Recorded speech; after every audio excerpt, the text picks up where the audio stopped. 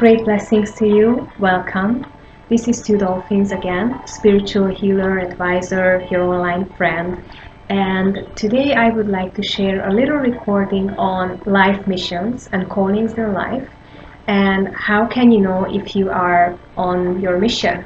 How can you know if you are already aligned with your callings and mission in life or in this life, or you are still just finding out about your right path, if we can say that there is a right path?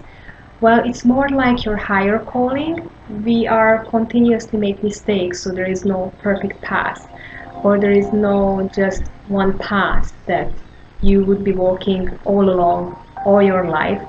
But in general, there is this belief that can be found in more systems, that each soul was sort of given a gift, like a mission, where you are bringing your own talents and skills and uniqueness into the world in a specific form that is beneficial for you and for others. So I get this question quite frequently: how can one know if he or she is on the right path? How can I know if I'm doing what I'm supposed to do in life? Now, my uptake on this is the following. I believe that when you are on your path and when you are on your mission, you are enjoying it. You feel a good flow. There is this expression, being in the flow. And that is supposed to generate a great joy in you that is not dependent on any other person or circumstances or time frames, a sort of inner joy that comes from being you.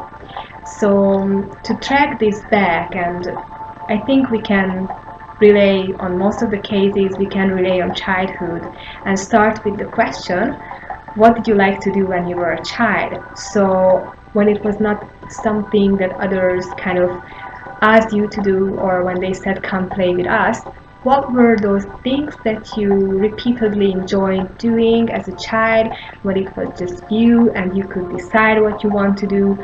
What was your characteristic like when you were a child?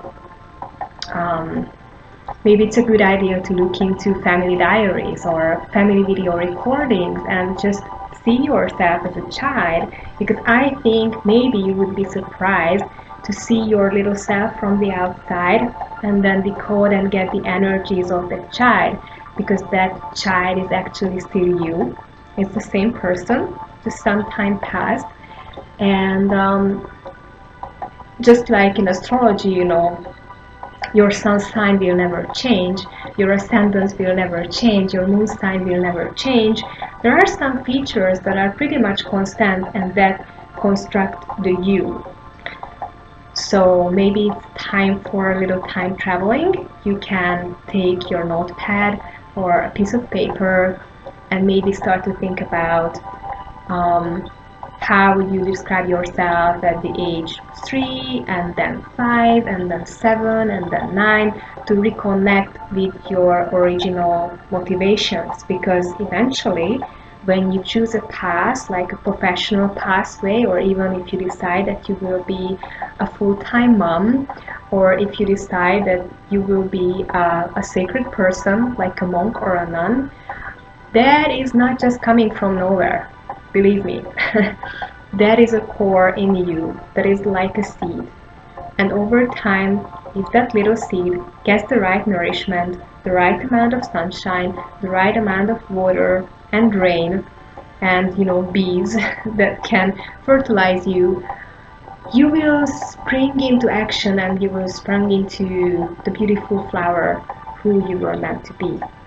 And no matter what happened in your past, no matter what kind of bullshit you've been through, you were meant to be that flower, and you can be that flower. And if you would like to get in touch with me, you can find my contact details below this video. And I hope to see you here next time.